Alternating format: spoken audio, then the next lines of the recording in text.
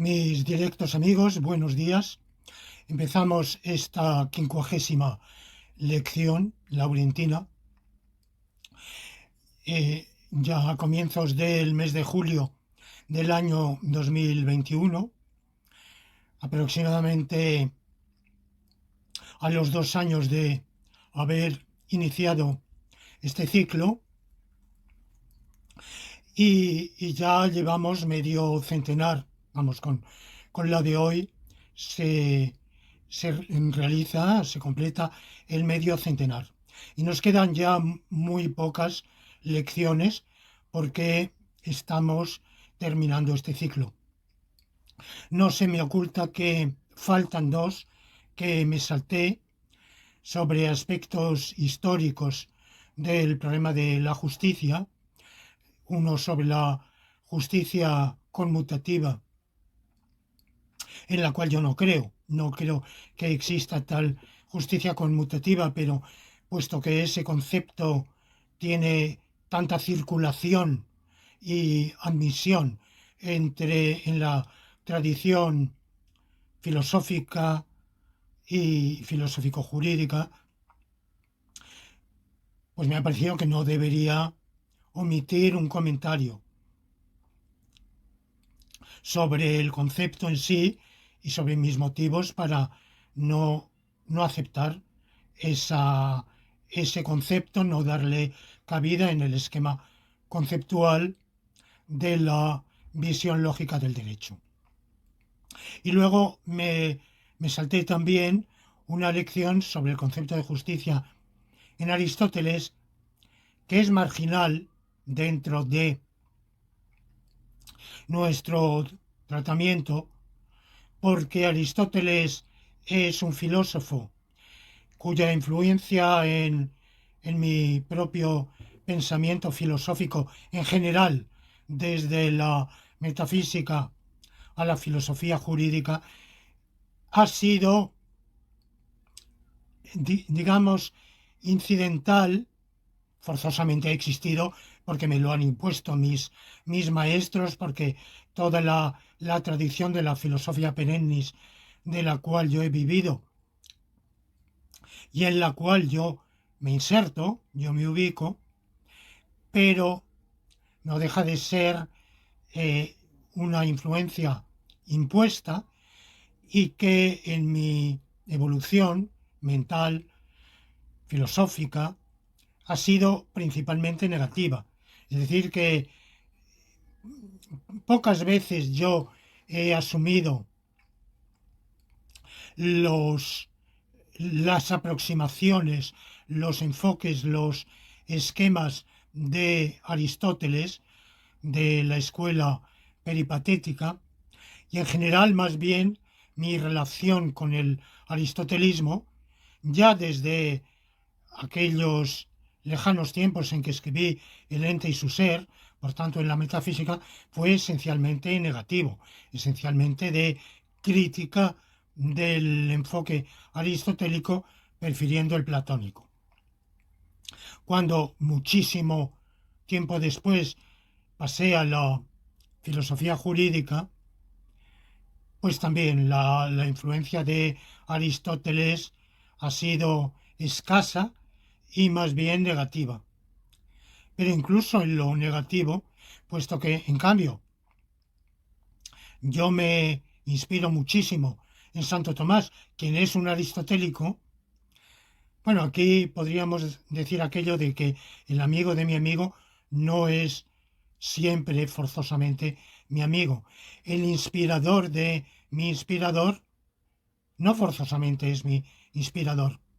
En realidad yo he tomado de Santo Tomás, como ya lo expliqué en su momento, de la teoría de Santo Tomás, principalmente aspectos que él no debe a Aristóteles.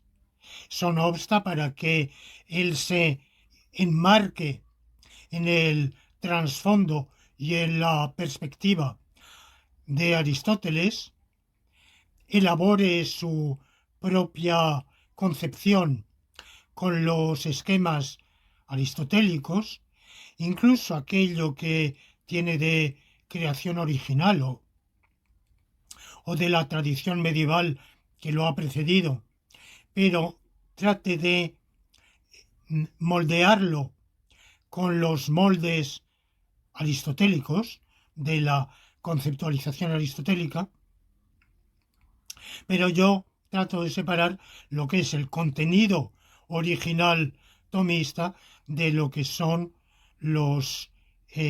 la forma, la cáscara eh, que viene de Aristóteles, el vino nuevo tomista de los viejos odres eh, aristotélicos.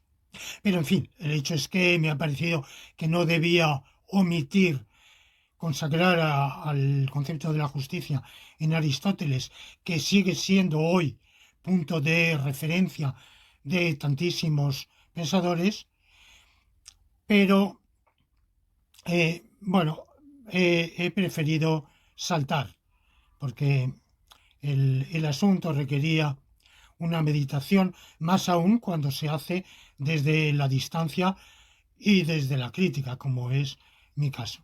De manera que salté esas dos lecciones, eh, por lo cual, aunque esta de hoy es la 50ª, en realidad solo son 48 las lecciones que realmente les he entregado a ustedes, o les entrego con la de hoy, pero la serie de tesis del racionalismo jurídico está terminando. En esta lección de hoy voy a abordar dos tesis, la 55 y la 56, porque en realidad son dos caras de la misma moneda. La tesis 56 es un corolario de la 55 y después de esta lección de hoy, abordando esas dos tesis, ya únicamente nos quedan la tesis 57, 58 y 59. De manera que unas pocas lecciones más y habrá culminado este ciclo. La tesis número 55 lo que nos dice es que en la realidad jurídica, en el ordenamiento jurídico, hay situaciones de sobredeterminación, aunque no las hay de indeterminación o subdeterminación.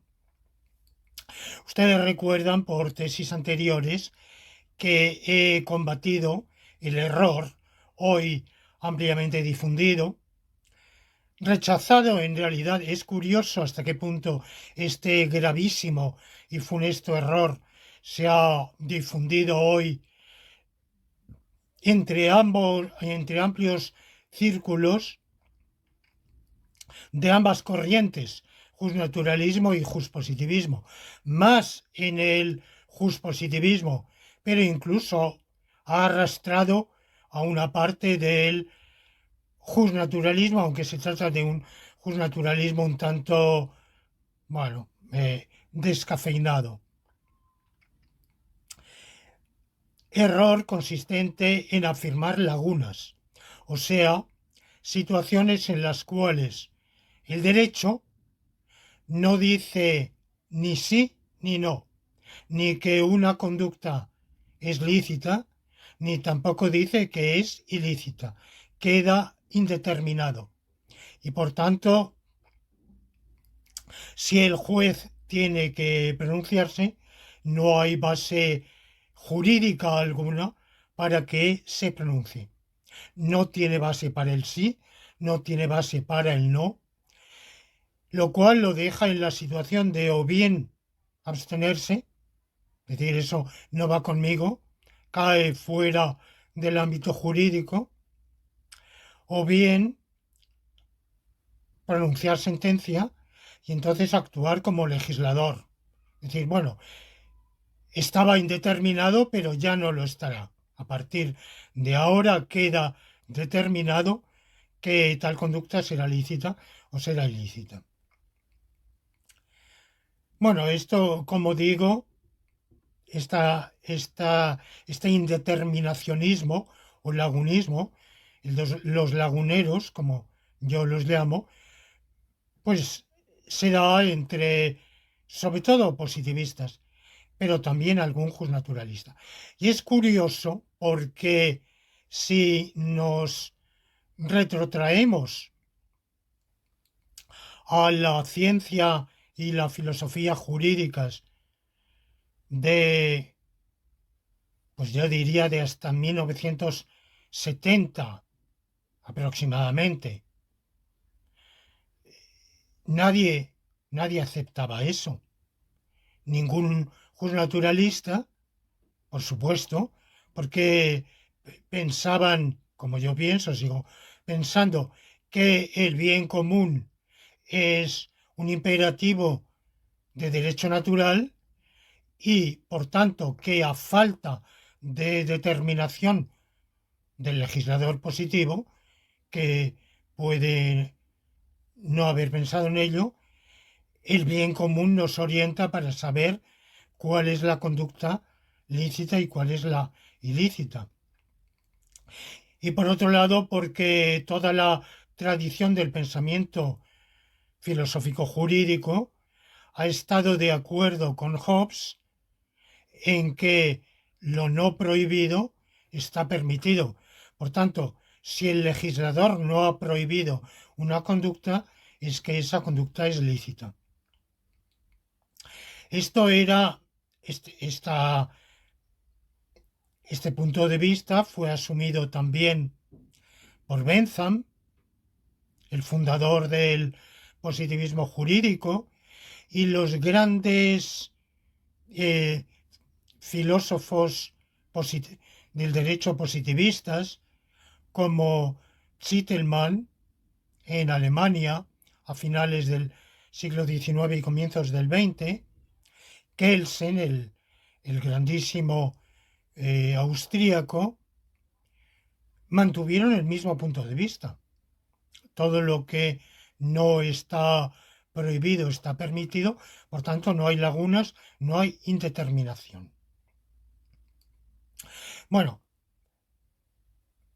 pero lo que hoy vamos a ver es que el hecho de que siempre haya determinación, o sea, que toda conducta sea calificada por el derecho como al menos tenga al menos una de las dos determinaciones de lícita o de ilícita, no excluye que haya casos en los cuales el ordenamiento jurídico determina que la conducta, por un lado, es lícita y por el otro lado es ilícita. Es decir, que el ordenamiento jurídico incurre en contradicción y nos lleva a considerar la conducta bajo dos determinaciones mutuamente contradictorias. Esto, en vez de ser indeterminación, es sobredeterminación.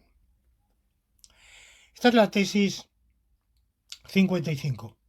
Y la tesis 56 es que, por consiguiente, muy a menudo el ordenamiento jurídico no califica una situación que se presente, una situación de litigio, de controversia, no la califica de tal modo que prescriba una única solución correcta. Que para todo conflicto que se plantee ante el juez, siempre haya una y solo una solución que sea la correcta.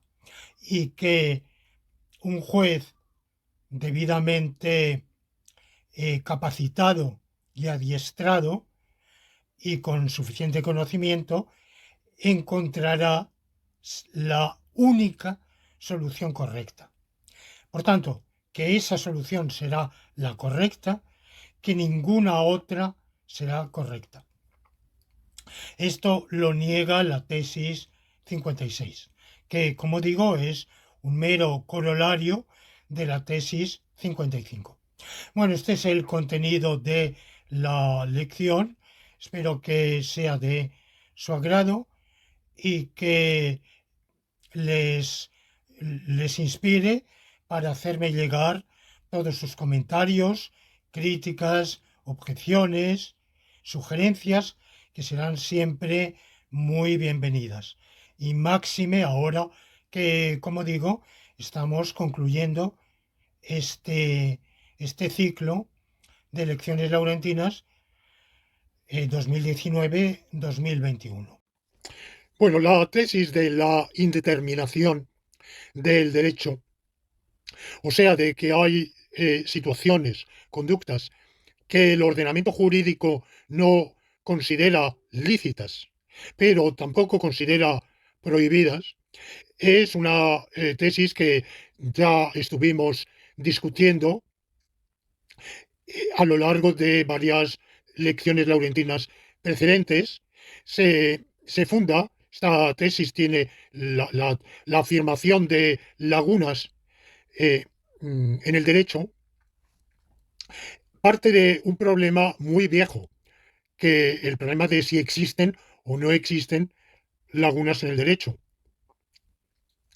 La, que había sido en gran medida, en la tradición anterior, se daba por sentado que no las había, por ese principio, unas veces implícito y otras explícito, de que lo no prohibido está permitido. Lo que pasa es que quienes formulaban, vamos, quienes sobreentendían ese principio, ese canon, pues evidentemente, como era un sobreentendido, una presuposición, posiblemente ni siquiera tenían clara conciencia de que lo estaban abrazando. Era algo implícito. En otros autores que lo abrazaron explícitamente, como Hobbes, como Bentham, parecía una verdad obvia, pero en realidad, aunque por obvia que sea, esa obviedad o esa evidencia tiene que fundarse en algo, porque no es una evidencia tautológica del tipo A es A, porque eso lo admiten los partidarios de las lagunas. Si decir lo no prohibido está permitido quiere decir lo no prohibido no está prohibido, pues evidentemente es una mera tautología. Y si lo que quiere decir es que aquello que no tiene la determinación jurídica de prohibición tiene la determinación jurídica de ilicitud, eso es evidente, pero es evidente en virtud de un principio de derecho natural que se puede dar por sobreentendido.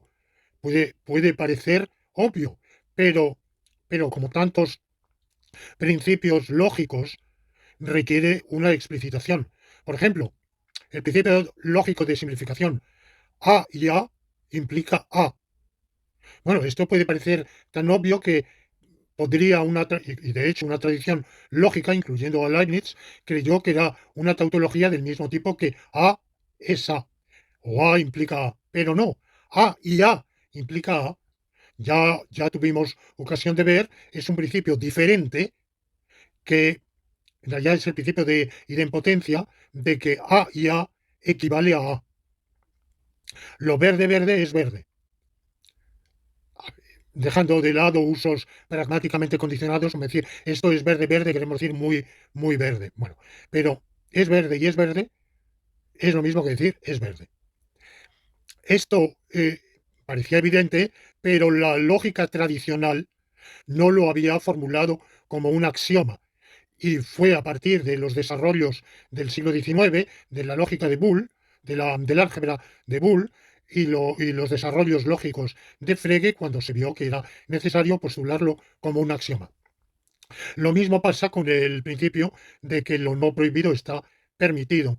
Parecía obvio, es jurídicamente obvio, pero requiere formularse como un axioma.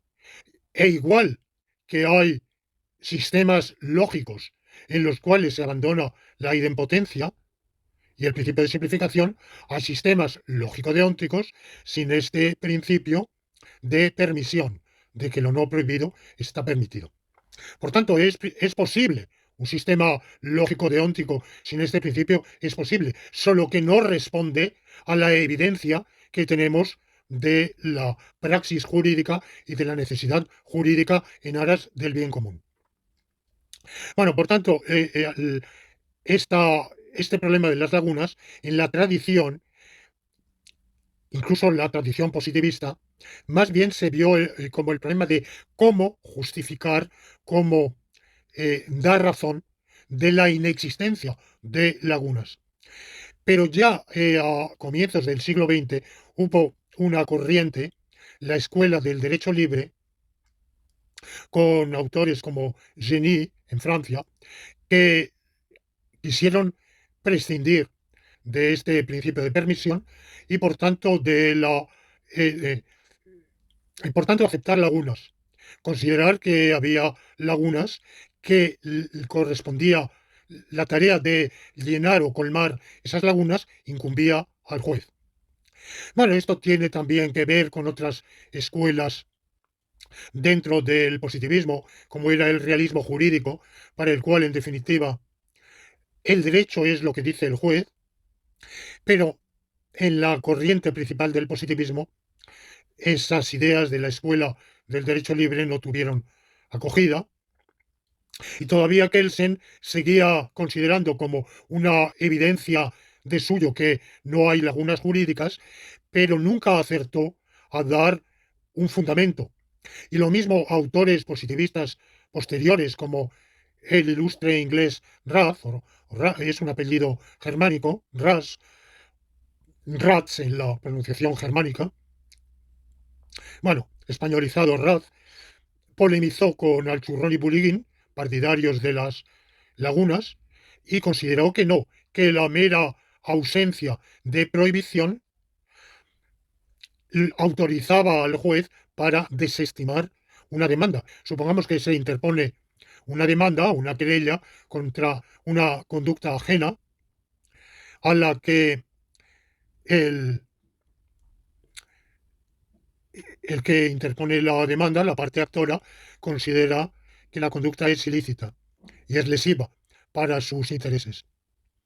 Y eh, el juez comprueba que la conducta no está prohibida, ni directa, ni indirectamente, ni explícita, ni implícitamente por el ordenamiento jurídico. Y eso autoriza, según Rad, al juez a desestimar la demanda. No solo a inadmitirla, puede inadmitirla de entrada si es tan palmaria y ostensiblemente infundada que ni siquiera merece la pena una consideración jurídica, pero si la evidencia de lo infundada que es no es tan absoluta, incuestionable, puede haber una instrucción y al cabo de la instrucción o eventualmente del juicio considerar que desestimar la demanda porque no tiene fundamento jurídico. La conducta no está prohibida por el derecho. El problema con esta solución de Rad es que en realidad el, el demandado no queda amparado por nada del ordenamiento jurídico, solo por un elemento puramente negativo, por la ausencia de prohibición. Pero en realidad el juez no puede dictar sentencia diciendo que su conducta está amparada por el derecho. Solo puede desestimar la demanda, pero no queda muy claro para mí por qué desestimar la demanda y no más bien inhibirse. Podría inhibirse diciendo, como es un asunto extrajurídico, yo ni estimo la demanda ni la desestimo. Sencillamente eso no va conmigo. Pero claro, el ordenamiento jurídico procesal prohíbe al juez inhibirse.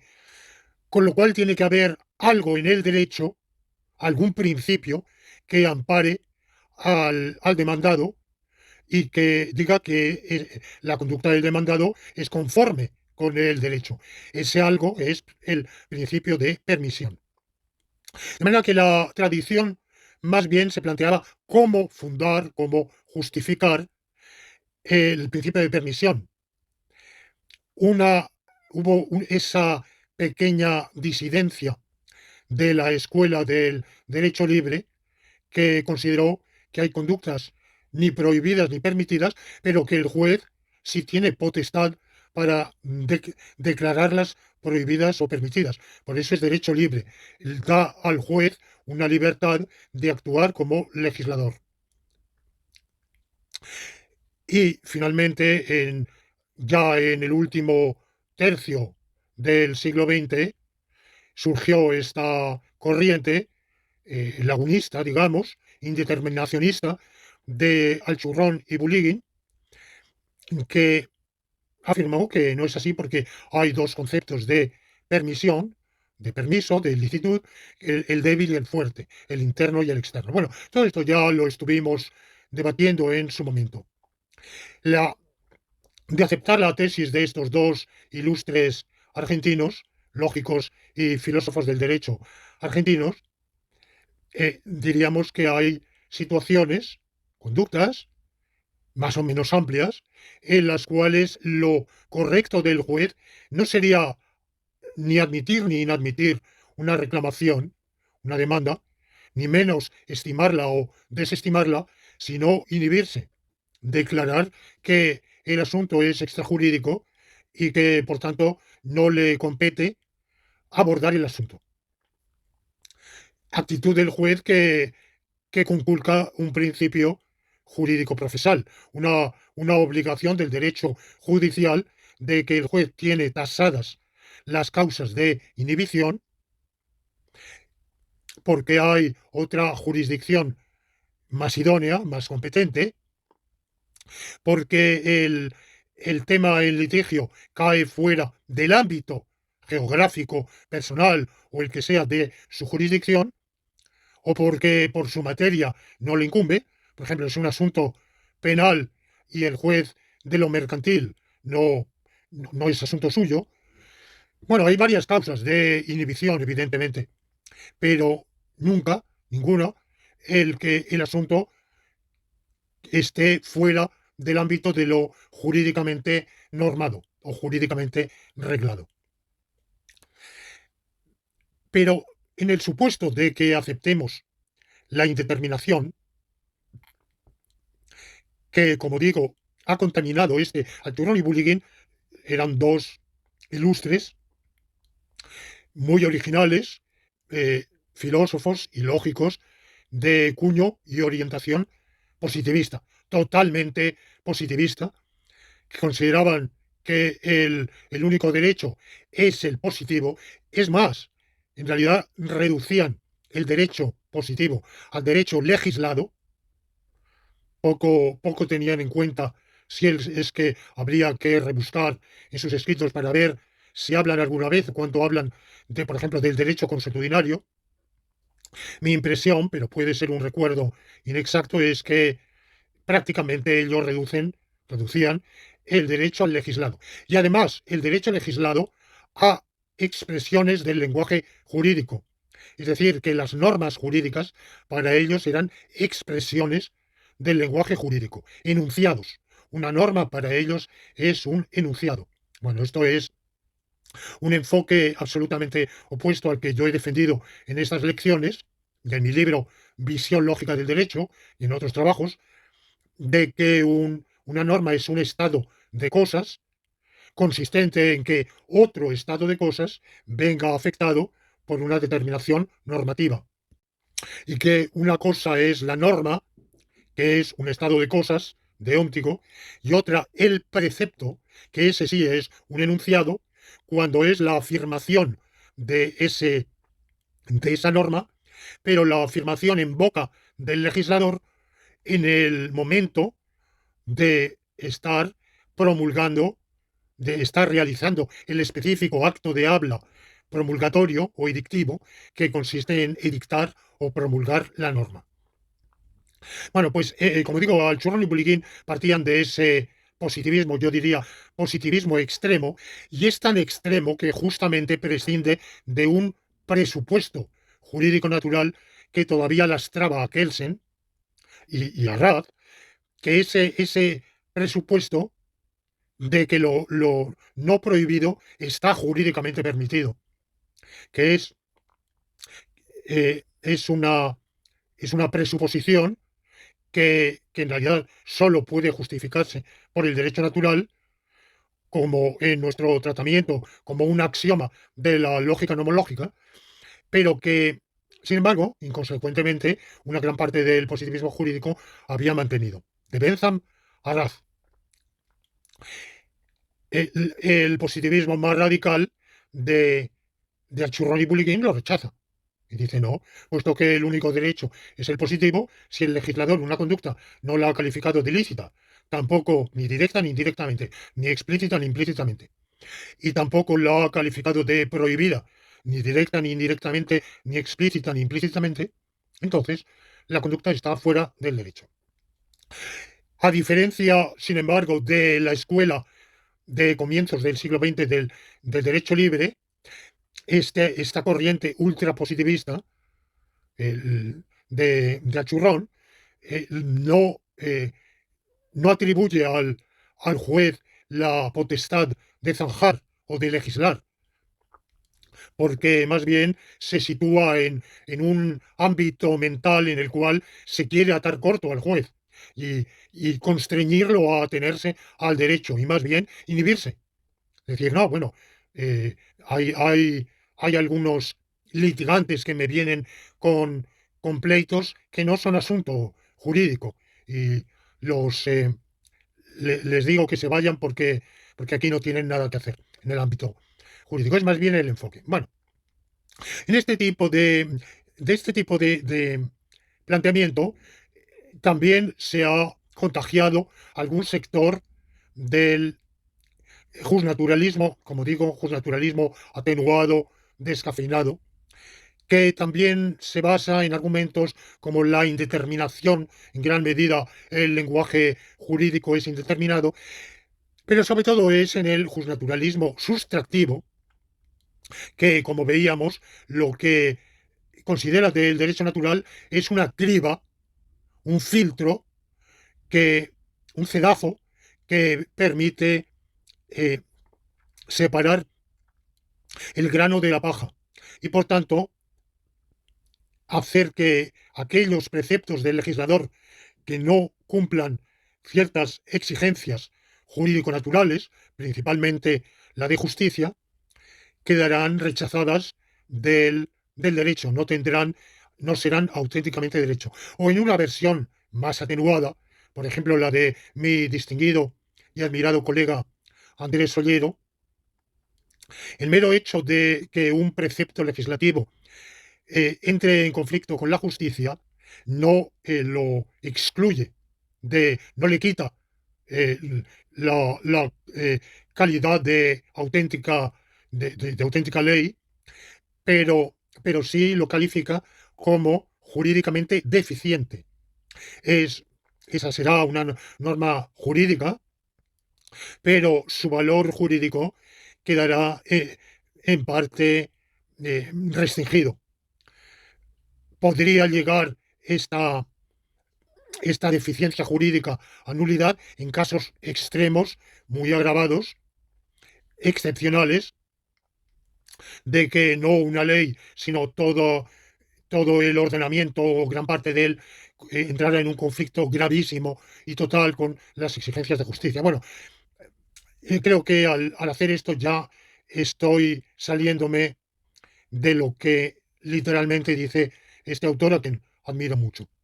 Pero él considera que hay situaciones en las cuales el legislador no se ha pronunciado, por tanto no hay el derecho natural, que interviene esencialmente como filtro, como el legislador no se ha pronunciado, no tiene nada que quitarle, pero las exigencias de justicia hacen que el juez no pueda inhibirse y entonces el juez ha de pronunciar sentencia con arreglo no a la ley, sino a la justicia, que es la única que en ese caso diría una palabra, que a través por boca del juez sería la última palabra. Bueno, ¿hasta qué punto esa, al llegar a atribuir al juez esa competencia, la discrepancia entre ese enfoque y el que yo presento es nominal o es real? Bueno, esto podría discutirse. La diferencia esencial para mí entre el indeterminacionismo y el sobredeterminacionismo, que es lo que yo afirmo, o sea, que hay situaciones a la vez lícitas e ilícitas, pueden ser lícitas en virtud de una ley e ilícitas o prohibidas en virtud de otra ley, como muy a menudo sucede. La diferencia entre indeterminacionismo y sobredeterminacionismo es que en el indeterminacionismo, en realidad, una de dos, o prohibimos al juez intervenir y le ordenamos que se inhiba, o bien le permitimos, eventualmente le mandamos que intervenga y se pronuncie, pero en ese caso le estamos invistiendo de la competencia de la potestad de un legislador, que sería, pienso yo, según mi lectura, la actitud de Ollero, igual que fue en el pasado la actitud de la Escuela del Derecho Libre. No es que en esos casos el derecho haya de inhibirse y dejar en el desamparo, dejar que se peleen extrajurídicamente en sus respectivas pretensiones dos justiciables. No, el derecho no puede, el ordenamiento, el sistema jurídico, el sistema de instituciones jurídicas no puede cruzarse de brazos, no puede, como Poncio Pilatos, lavarse las manos, tiene que intervenir, pero sería el legislador, sería el juez el que legislara. La diferencia entre ese enfoque, bueno, como digo, indeterminacionista, que deja ambas opciones, o la inhibitoria, o la de conferir al juez una potestad legislativa, la diferencia entre ese punto de vista indeterminacionista y el mío sobredeterminacionista, que dice hay situaciones a la vez lícitas e ilícitas, es que el sobredeterminacionista no considera que, evidentemente, excluye la inhibición. El juez no puede en absoluto inhibirse porque el asunto está jurídicamente normado. No puede encogerse de hombros y decir eso no va con el ordenamiento jurídico porque, lejos de eso, este tiene esa situación normada. La tiene normada en dos sentidos mutuamente contradictorios, es verdad, pero la tiene normada. Por tanto, no es materia extrajurídica y la inhibición sería absolutamente incorrecta, inadmisible. Pero por otro lado, tampoco cuando el juez dicte sentencia, lo hará actuando como legislador. El juez no creará derecho, sino que dirá el derecho. Lo dirá porque tanto la licitud cuanto la ilicitud estaban ya en el ordenamiento jurídico antes que el juez se pronuncie. Y será el juez, eso sí, o bien escogerá la norma que califique la conducta de prohibida, o bien la norma que la califique de lícita, la que moverá su sentencia. Por tanto, hay una diferencia sustancial entre indeterminacionismo y sobredeterminacionismo. El indeterminacionismo o bien excluye el conflicto la, de la colisión de intereses del ámbito jurídico y de la competencia judicial, o bien confiere al juez una potestad legislativa. El sobredeterminacionismo ni permite la inhibición, ni tampoco confiere al juez potestad legislativa, sino que únicamente le reconoce la potestad de decir el derecho. Ahora bien, esta diferencia que podría parecer hasta una logomaquia o cuestión meramente de palabras, hay quien puede decir, bueno, si el juez no tiene una guía, una pauta única que le permita calificar la conducta de lícita, unívocamente lícita, o de unívocamente ilícita, si no tiene una única, si la ley no le manda a obedecer a una única prescripción, sea en un sentido, sea en otro, sino que le prescribe por un lado sí y por el otro lado no, eso es exactamente igual que si no le prescribe nada. o sea, si hay una indeterminación.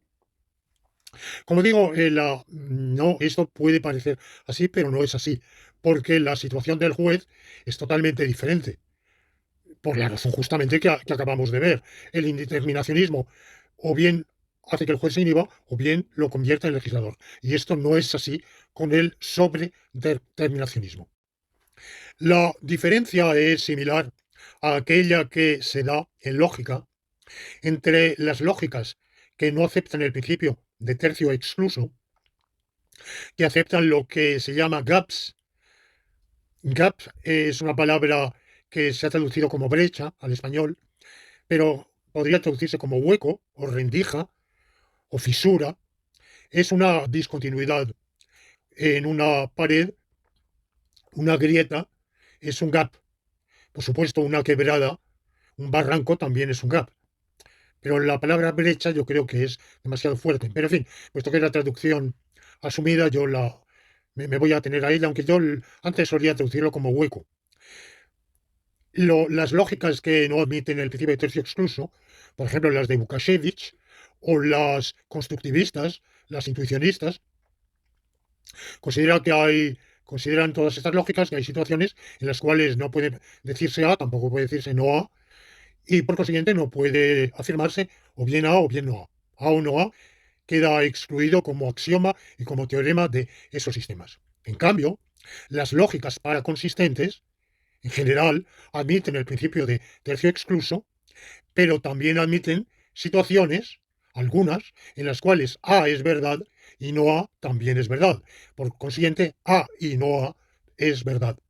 En vez de que no tengamos A ni tengamos no A, tenemos A y tenemos también no A. Estas últimas, en la jerga lógica contemporánea, se dice que en vez de gaps o huecos o brechas, contemplan glats. Glats, que viene del verbo to glut, que es saciar, satisfacer, eh, saciar más bien, saciamientos. Bueno, como es una palabra de la jerga jurídica, casi quizá mejor no traducirlo y decir, españolizar la pronunciación y decir gluts. Bueno, pues situaciones de gap o situaciones de glut, evidentemente marcan la diferencia entre dos tipos de lógicas. Lógicas indeterminativas y lógicas sobredeterminativas. Bueno, pues en el ámbito lógico-jurídico estamos igual. Enfoques infradeterminativos, subdeterminativos o indeterminativos, y por otro lado enfoques sobredeterminativos. Ya he visto sobradamente la diferencia. Hay a los que afirmamos, hay positivistas como el propio Norberto Bobbio, que es un autor tardo positivista que tuvo un gran momento de muchísima difusión en España, en el ámbito hispano. Quizá hoy ha decaído, otras corrientes han prevalecido. Y a diferencia de la concepción del positivismo clásico, kelseniano, que consideraba que el derecho nunca es contradictorio y nunca tiene lagunas, Norberto Bobbio consideró que el derecho puede ser contradictorio, puede incurrir en antinomias. Por tanto, el derecho puede ser defectuoso. Es una versión del positivismo más, digamos, más modesta. ¿Cómo se resuelven? Con arreglo a qué criterio se van a dirimir esas antinomias. Bueno, eso. ¿Cómo se puede abordar el problema dentro de la filosofía jurídica de Bobbio?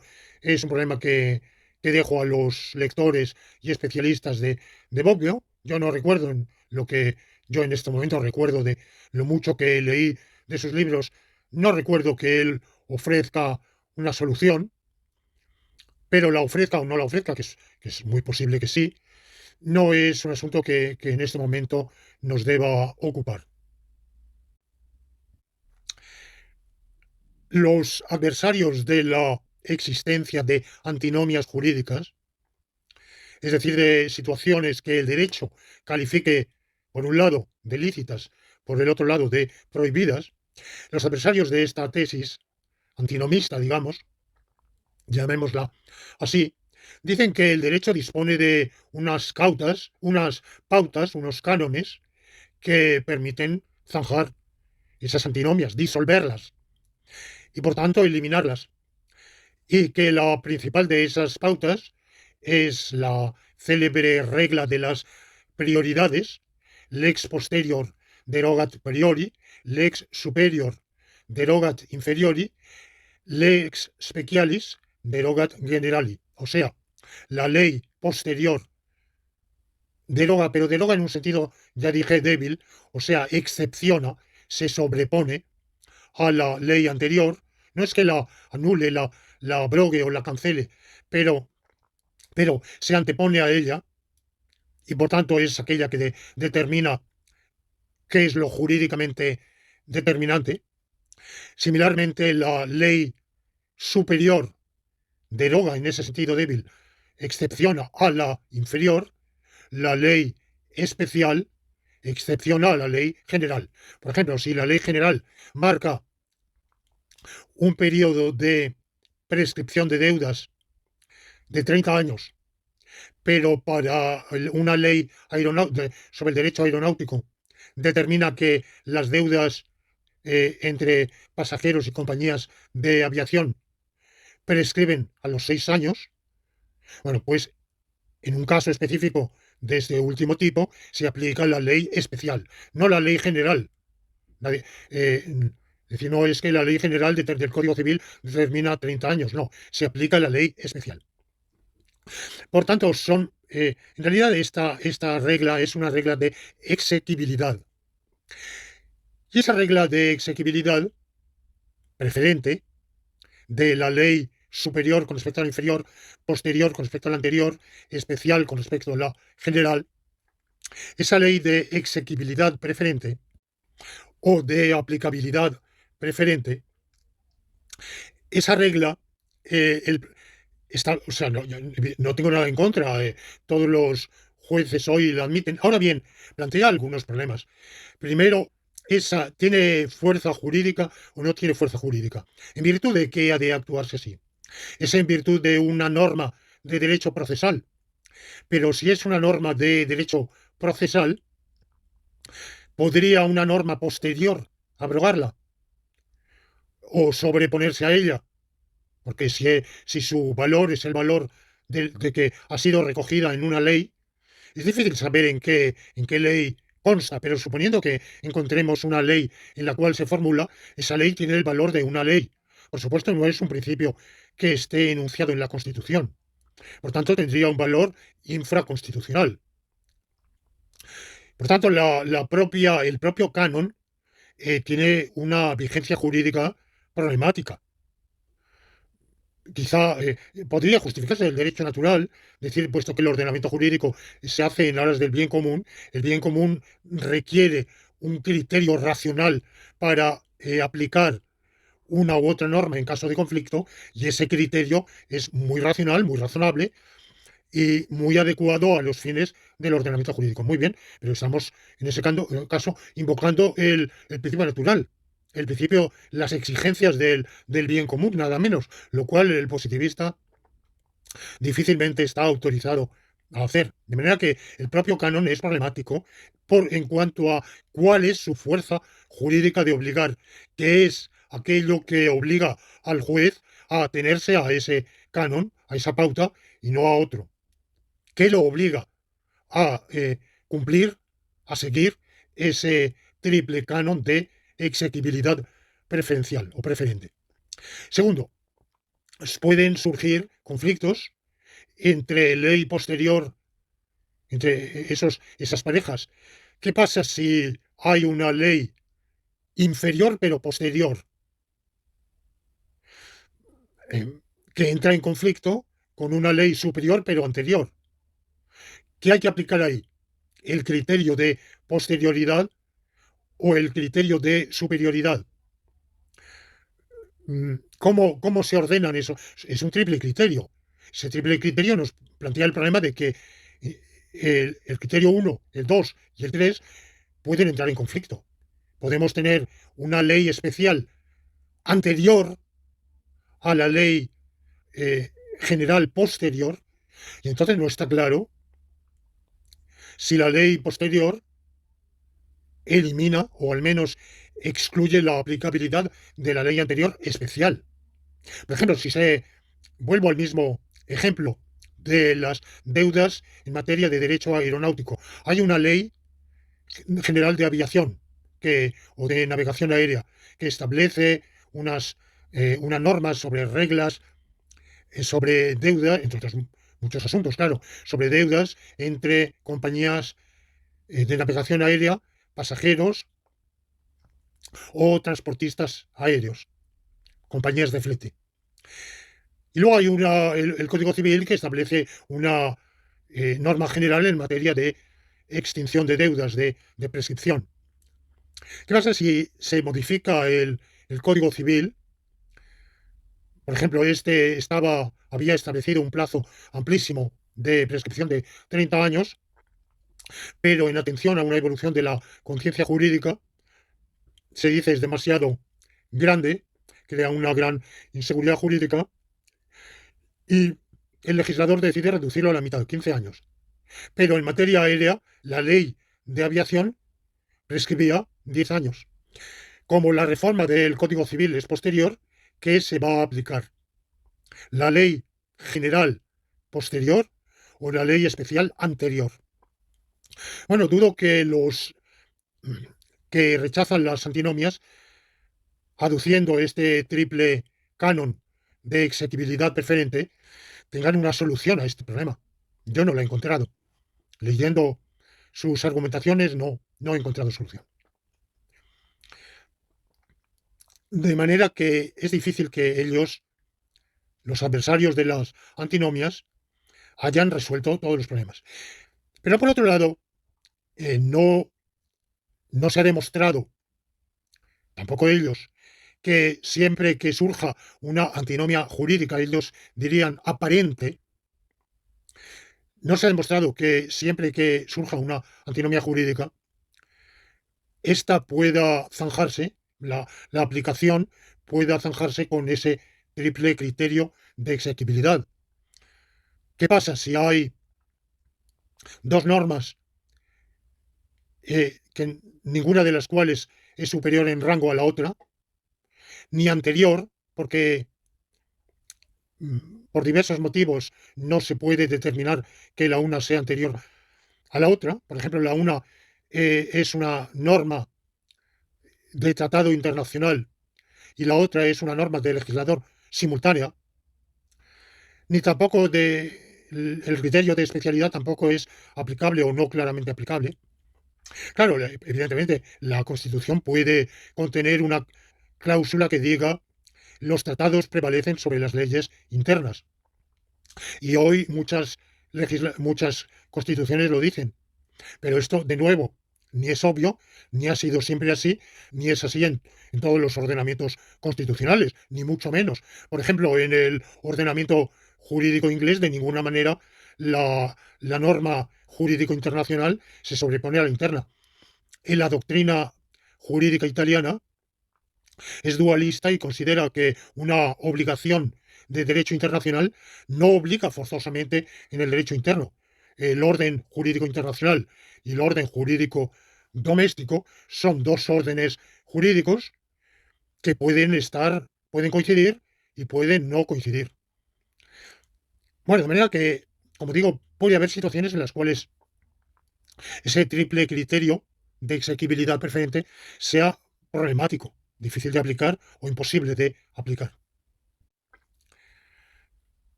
Pero, además de eso, hay muchísimas razones para pensar que ese triple criterio de exequibilidad no es un criterio, porque la palabra derogat, como digo, es un falso amigo. En latín y en otros idiomas, los verbos que se derivan del latín derogare no significan lo que en español llamamos derogar, sino excepcionar, yo diría aplicarse con preferencia. Como digo, es un triple criterio de exequibilidad. Pero la ley que se aplica con preferencia a otra no anula no cancela, no revoca, no elimina del ordenamiento jurídico la otra. Para cancelar la ley que entra en conflicto con la preferente, es menester que el ordenamiento jurídico expresamente contenga una norma de abrogación. Esta norma puede ser explícita o puede ser implícita. Por ejemplo, cuando en una ley al final, en el derecho español se dice al final, disposición complementaria, quedan derogadas en ese sentido fuerte de abrogadas, cuantas leyes hasta vigentes se opongan en todo o en parte a aquella a la presente ley. Bueno, en todo o en parte querría decir en aquellos contenidos que se opongan a la presente ley. Por ejemplo, si la reforma del Código Civil que había imaginado contuviera esto, podríamos quizá pensar que abrogaba el artículo de la ley de navegación aérea que establecía un plazo de prescripción de deudas más breve. Pero no está ni siquiera en ese caso ese asunto tan claro, ni muchísimo menos. Y hay una materia ahí para que debata la doctrina jurídica y la jurisprudencia. Podemos pensar que está indeterminado, o bien, como yo opino, no es que esté indeterminado, es que está sobredeterminado porque hay dos normas en conflicto. Una que establece un plazo de prescripción y otra que establece un plazo diferente de prescripción. Y colisionan, porque en un caso, cuando hayan transcurrido 11 años, según una norma la deuda ha prescrito y según otra norma no ha prescrito. Por tanto, no pagar esa deuda es una conducta ilícita según una de las normas, más bien uno de los preceptos, y es una conducta ilícita según el otro. El ordenamiento jurídico, por tanto, califica la conducta de los dos modos. Como digo, las dos leyes en conflicto se aplicará preferentemente una sobre la otra, y hay criterios racionales para aplicar la una y no la otra, pero eso no implica la anulación de la otra. La ley que se aplica preferentemente no expulsa a la otra del ordenamiento jurídico. Coexisten ambas, coexisten en conflicto mutuo, aunque sea de exequibilidad preferente la una o la otra. En virtud de ese criterio, que como digo, el propio criterio es problemático, no siempre nos da una pauta unívoca, ni mucho menos, y por otro lado es perfectamente posible que deje fuera de su ámbito una serie de normas o de preceptos a los cuales no son claramente aplicables ninguno de esos tres criterios de exequibilidad preferente. ¿Esto qué quiere decir? ¿Que el juez puede hacer lo que le dé la gana o que carece estar completamente desorientado? No, no por el gradualismo, porque ya hemos visto a lo largo de las lecciones anteriores que existe una dialéctica entre el grado de vigencia de las diferentes leyes. Unas pueden tener mayor vigencia que otras. Unas haber caído parcialmente en desuso, o estar cayendo en desuso, o incluso haber caído parcialmente en desuso desde el mismo momento en que fueron edictadas, si se enfrentan a una desobediencia masiva. Por tanto, primera dialéctica entre los grados de vigencia. Segunda dialéctica entre los grados de obligatoriedad. No cualesquiera dos conductas son igualmente, no cualesquiera dos conductas obligatorias son igualmente obligatorias. El grado en que una conducta es lícita en virtud de una norma y el grado en el cual no lo es, según otra norma, pueden estar en la misma escala, es decir, que una norma califique la conducta de lícita en un 30%, vamos a suponer, ya sé que las leyes nunca establecen esos porcentajes, pero vamos a suponer que nuestro cálculo nos lleve ahí, y la otra califica de prohibida en un 70%, pues muy bien, se complementa perfectamente y se aplica la de prohibición, pero esto puede no ser así, porque el grado de prohibición y de obligatoriedad de las leyes es muy variable. Decíamos que en el Código Penal tenemos un criterio, pero es solo un criterio falible y parcial de que una conducta está tanto más prohibida cuanto más castigada esté. Porque eso quiere decir que entra más en conflicto con los valores del ordenamiento jurídico. El bien jurídicamente protegido por un artículo del Código Penal tiene una valoración para el ordenamiento jurídico, para la propia sociedad, según está reflejado en el ordenamiento. Imaginariamente el legislador jurídico penal piensa, aunque sea equivocadamente, que está recogiendo y reflejando esa valoración social y confiere, por tanto, a un bien mayor valor que al otro, y la infracción a ese bien, lo que conculque ese bien, o lo destruya, o lo menoscabe, tendrá, estará menos prohibido que lo que conculque, menoscabe, destruya un bien que tiene una mayor valoración en el ordenamiento jurídico. De manera que están los grados de prohibición, que en otros ámbitos del ordenamiento, si en el ámbito penal aproximadamente, faliblemente, el castigo, la gravedad del castigo es una pauta para la doctrina y para la jurisprudencia, en otros ámbitos hay que inferirlo del propio sistema jurídico, de las finalidades de la ley, de los propósitos del ordenamiento jurídico. Es más difícil, pero en última instancia, si ustedes quieren, de las exigencias del bien común. ¿Cuál, cuál de las obligaciones en conflicto es más acorde con el bien común? Y esa será más obligatoria. De manera que tenemos los grados de obligatoriedad y por último tenemos los grados de realización del supuesto de hecho.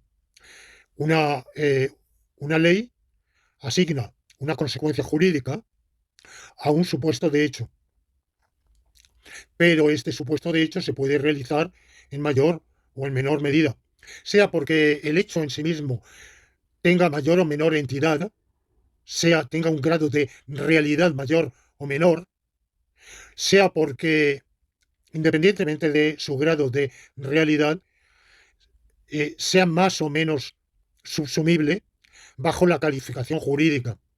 Por ejemplo, el que quite a otro un bien de su propiedad será castigado con una pena. Bueno, pero quitar es una... ¿Qué pasa si alguien le quita de las manos pero se lo da inmediatamente después? ¿Es eso un quitar? ¿Qué pasa si alguien encuentra algo que le parece abandonado o duda si está abandonado o no y se lo lleva? Se lo ha quitado. Bueno, eso, el grado de realización de la conducta, y por supuesto, ahí estoy poniendo ejemplos sencillísimos. La vida, sabemos, es infinitamente compleja y nos presenta casos en los cuales no ya que sea dudoso, sino que el grado en que es la conducta es subsumible bajo la calificación que le da el precepto, la ley, al calificar el supuesto de hecho, pues es mayor o es menor. El juez tiene que ponderar los tres criterios. El criterio de realización de la conducta, el criterio de los grados de permisión, obligación, prohibición, y el criterio de vigencia, de grado de vigencia, de las normas a las que se tenga la calificación de la conducta de prohibida o de permitida. Considerando todo esto, pero sin que exista ningún orden lexicográfico, no es decir, bueno, primero va a determinar el grado de vigencia de la norma y se impondrá la norma con mayor grado de vigencia, cualquiera que sea el grado de obligatoriedad o prohibición o permisión que establezca y cualquiera que sea el grado de realización de la conducta. Determinado esto, pasamos a lo segundo, el grado de obligatoriedad, permisión o prohibición. Establecido esto, pasamos a lo tercero, el grado de realización a la conducta. Por supuesto que no es así. Además, si hiciéramos eso, nunca llegaríamos a lo tercero. Y no hay nada No hay ningún, por supuesto, no hay ningún principio en el ordenamiento jurídico que establezca eso, ni hay motivo racional alguno para establecer esa jerarquía de aplicar primero un criterio, luego el segundo y luego el tercero. No hay ninguna ordenación, no están ordenados, actúan en paridad. Por tanto, el juez tiene que tener en cuenta los tres simultáneamente, tener en cuenta todo, y carece de pauta. Pero sí, al final, podrá decir, teniendo en cuenta que la conducta solo muy parcialmente es calificable como para subsumirla en ese supuesto de hecho, pero que, sin embargo, el grado de prohibición es muy grande según la ley, teniendo en cuenta, no obstante, que la ley que la prohíbe está parcialmente en desuso, teniendo en cuenta, por otro lado, que por el otro lado, el grado de vigencia de la ley opuesta, el grado de obligatoriedad o permisión y el grado de realización de la conducta, teniendo en cuenta todo eso a la vez, cabe calificar la conducta, al final, de lícita o ilícita, o de lícita o ilícita en un grado suficiente para que se aplique la consecuencia jurídica y que para que esta consecuencia jurídica se aplique de un modo determinado.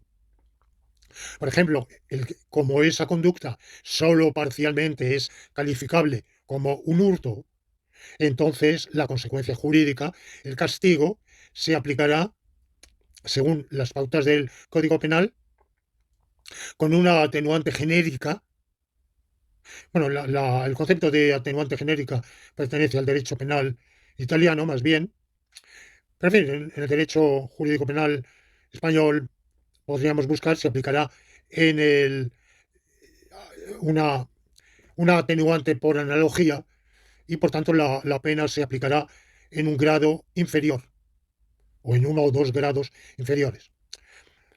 El juez se enfrenta, por tanto, a un problema. Se enfrenta constantemente a problemas. Quiere decir que el texto de la ley, el corpus de las leyes, no le marca al juez ninguna orientación inequívoca. Esta es la tesis 56. Para Dworkin, que es el teórico, el filósofo del derecho que introdujo la dicotomía entre principios y reglas, que por tanto inauguró el ponderacionismo, aunque luego este ha seguido otros derroteros, y que parecía más bien en esa primera fase, parecía inclinarse a la idea de que el derecho puede dejar ciertas situaciones en un ni sí ni no, porque cuando hay una regla, esta sí hay que cumplirla a rajatabla, al pie de la letra, sin excepción tal cual, rígidamente, pero los principios son elásticos, dejan un amplio margen, son son orientativos y marcan más bien pautas hacia las cuales tender que prescripciones estrictas. Bueno, esto plantea muchos problemas porque si ahora mismo cogiéramos cualquier texto legal, habría que ver artículo por artículo si es una regla o es un principio, es una dicotomía que carece de fundamento en el derecho. Es una especulación de un pensador. Bueno, pero en su evolución posterior, lo que dijo es que eso no impide que el derecho siempre, por un principio de integridad, y es que todas las reglas y los principios han de interpretarse, justamente la doctrina de Dworkin él mismo ha llamado el interpretativismo, o interpretismo, bueno, interpretativismo, digamos, han de, según un criterio de integridad. El derecho marca una integridad, y en esa integridad siempre habrá una y solo una respuesta jurídicamente válida. Y él distingue los casos fáciles de los casos difíciles. Una demarcación que yo tampoco, leyéndolo, nunca he entendido bien en qué se fundamenta. Todos sabemos que hay casos fáciles y casos difíciles, pero hay muchos grados de facilidad y de dificultad. Bueno, pues él imagina un juez Hércules que tendría tal dominio del derecho que y tal conocimiento que puesto ante una situación en la cual un juez ordinario tuviera dudas, él saldría de esa duda y encontraría la única respuesta jurídicamente correcta, porque hay una y solo una respuesta jurídicamente válida, jurídicamente correcta. Por supuesto, quienes consideran que hay indeterminación se oponen a esa existencia de una solución correcta única, porque para ellos ninguna lo es. El juez, si se pronuncia, está legislando. Y para la tesis que yo estoy defendiendo, puede haber, de hecho, dos soluciones en conflicto mutuo que sean ambas correctas. De manera que si en un litigio como este de la deuda, la audiencia provincial de Málaga dice que la deuda ha prescrito por la ley de navegación aérea y la audiencia provincial de Lugo dice que no, por la reforma del Código Civil posterior, bueno, pues no es que una solución sea incorrecta y la otra correcta. Podríamos considerar que la una es más correcta porque la dinámica, la dialéctica de esas tres, el juego de esas tres dialécticas que estaba considerando, hace que en un supuesto así, por ejemplo, la solución malagueña sea más correcta. No es que la de Lugo sea totalmente incorrecta, pero nos puede parecer que a vida cuenta de todo la malagueña es más correcta. Bueno, tenemos el sistema eh, mm, de recursos en el derecho procesal español. Lo que pasa es que no estoy seguro de si las reformas, en este caso, que sustrajeron al Tribunal Supremo la jurisprudencia en algunas materias para confiársela al Tribunal Superior de Justicia de la Comunidad Autónoma, me pregunto, evidentemente esto habría que estudiarlo, en materia jurídico-penal, desde luego no, hay solo el Tribunal Supremo puede establecer una jurisprudencia, hay un recurso para unificación de doctrina que precisamente permite al Tribunal Supremo, en caso de jurisprudencia contradictoria de diferentes audiencias o de diferentes tribunales regionales, zanjar y decir cuál es la solución más correcta y, por tanto, aquella que se aplicará en el futuro, en materia tributaria, en materia penal. Pero no estoy seguro de si en este momento, en materia civil, en materia mercantil, esto sigue siendo así, o la jurisprudencia última es la del Tribunal Regional, Tribunal Superior de Justicia de la Comunidad Autónoma. Eso sí, plantea un problema porque puede resultar que en Galicia una deuda de un tipo prescribe a los 10 años y en Andalucía a los 15. Exactamente igual, digamos, exactamente igual a los efectos jurídicamente pertinentes, independientemente del grado de realización del supuesto de hecho. Esto sería problemático, pero esto es un defecto. Si es que estamos en esa situación, que recuerdo cuando hubo una reforma del derecho procesal, el- la doctrina, particularmente la cátedra, es decir, los libros de texto, concretamente los que yo estudié, porque esta reforma estaba en vías de tramitarse o recién realizada cuando en aquellos años en que yo estudié mi licenciatura jurídica. No he vuelto sobre el problema después, es un problema muy particular del ordenamiento jurídico procesal español, pero, pero la doctrina era muy crítica, veía esa posibilidad con hondísima preocupación, porque podría crear pues, graves situaciones de distorsión, como ya existen en el derecho español sustantivo civil, por ejemplo, entre Aragón y La Rioja. Cruzando la raya entre un pueblo riojano y un pueblo aragonés que esté 10 metros más allá, pues en materia de derecho civil hay, hay un derecho civil diferente. El derecho civil foral, no en todos los asuntos, pero en algunos, hay un derecho civil foral aragonés diferente del común de la mayor parte de España, que se aplica en La Rioja, evidentemente. Bueno, esto se puede considerar como un grave defecto del derecho civil español. Yo así lo veo, como fue un lamentable resultado de no haberse llevado a cabo la unificación de códigos prevista por la Constitución de 1812, de haber fracasado el proyecto de Código Civil de García Goyena, si no recuerdo mal, del año 1856, que no llegó a promulgarse, y este retraso hizo que finalmente el Código Civil, que se aprobó en 1888, que sigue vigente con modificaciones, pues se hizo en una época en que habían retomado vigor las pretensiones, digamos, de afirmación regional, más o menos irredentistas, de ciertas regiones españolas, y el Código Civil, que quiso llevar a cabo, el legislador jurídico civil pretendía una unificación, pero no la consiguió, y al final mantuvo, al menos transitoriamente, los derechos en ciertas materias, los derechos civiles forales de varias regiones españolas. Y esta situación ha continuado hasta el día de hoy. Bueno, esto marca evidentemente distorsiones, que el derecho de familia de quienes viven en Madrid y cambian su residencia a Zaragoza se vea alterado por esa circunstancia que por otra cuyo sustento jurídico es tan, y cuya entidad es tan problemática como lo que se llama la vecindad civil.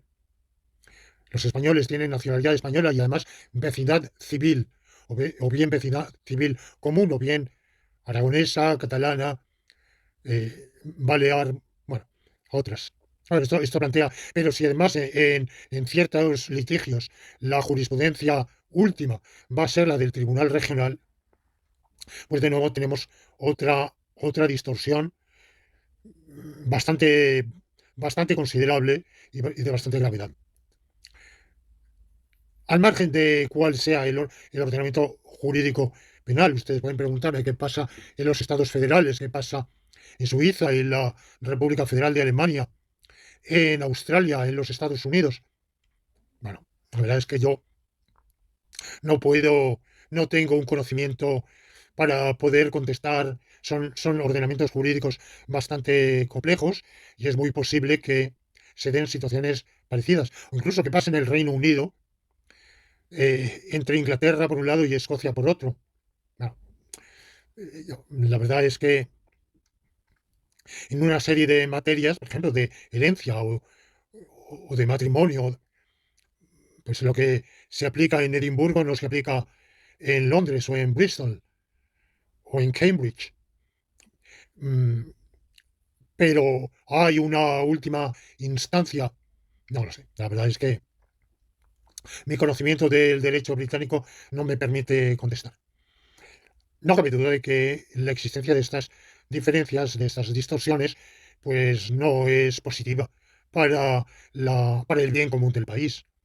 Pero el legislador, el constituyente, puede haber considerado que en aras, pues, de la concordia, de la atención a las pretensiones de afirmación de diferentes territorios integrados en el país, pues es un mal menor. Este es otro asunto. Lo único que yo estoy diciendo con esta tesis 56 es que muy a menudo, en qué porcentaje no lo sé, pero bastante grande de los casos, el juez no se sitúa ante una única respuesta correcta, sino ante varias respuestas correctas en conflicto, en conflicto recíproco. Y, por consiguiente, que puede haber, y hay muy a menudo, decisiones judiciales sobre supuestos idénticos a efectos jurídicos, decisiones judiciales opuestas, contradictorias, que sin embargo sean correctas. Y es de esperar que en aras de la seguridad jurídica, el ordenamiento jurídico procesal del país habilite vías para que prevalezca la una o prevalezca la otra y que en adelante se evite esa jurisprudencia contradictoria. Pero esto ni ocurre siempre, ni es lógicamente obvio que tiene que ocurrir, es un mero desideratum y por supuesto muchas veces no sucede. Y entonces, por ejemplo, porque hay casos que no son recurribles en casación por su escasa, por ser pleitos pobres, por ser de un monto de menos de tanto. Y por tanto, en ese tipo de pleitos está claro que puede haber jurisprudencia, y la hay a menudo, contradictoria, que nunca irá a casación. Por tanto, ahí ni siquiera es que un tribunal regional de justicia diga esto y el otro diga lo otro, y que el ordenamiento no habilite al Tribunal Supremo para pronunciarse, sino que nunca se llegará a casación. Por tanto, esto es habitual. El ordenamiento jurídico incurre en estas antinomias, es contradictorio y, por tanto, la jurisprudencia es contradictoria. Evidentemente, después el legislador podrá hacerse cargo del problema y podrá legislar para solventarlo, a veces para bien y a veces para mal. Muy a menudo, como el legislador no tiene ningún don de infalibilidad, sino que muy a menudo legisla con precipitación, de cara a la galería, por consideraciones partidistas o o de reputación. Bueno, pues muy a menudo es mejor que lo dejara tal cual, por lo menos que esperase pues que el asunto fuera debatido por la doctrina y depurado y esperar 2, 3, 5, 10, 15 o 20 años y luego resolver mejor, con calma. Pero bueno, esto no es así y muy a menudo el legislador es el que tiene la última palabra para bien o para mal. Bueno, pues con esto termino la lección. El ordenamiento incurre en contradicciones, la jurisprudencia incurre en contradicciones, la doctrina, evidentemente, incurre en contradicciones. Esto es así porque la vida misma también es contradictoria. Eso hay que reconocerlo